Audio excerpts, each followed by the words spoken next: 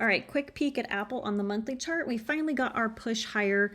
It's been 6 months inside of this range right here. So nice push, finally holding. Let's see if we can get another 20, 30 points out of this before we pull back. So looking historically, you can see whenever Apple pulls up to a new high, then we consolidate and we come back down before we actually push higher.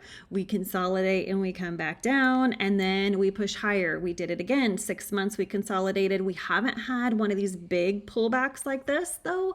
So we have kind of pulled back and kind of stayed in this 6-month box, finally getting the push higher. So let's see if we can get maybe a couple more months, 2, 3, 4 more months where we push kind of like this before we get that big pullback and consolidate sideways again. We are holding for now, and we are going to be watching that 226 level on the monthly chart. If for some reason we did pull back to that trend line, that would be where we want to see a bounce.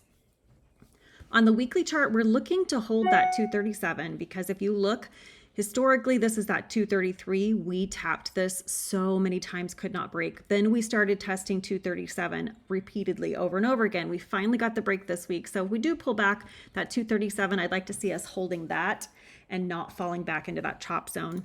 Looking at the daily chart, we have sat sideways for 3.5 days.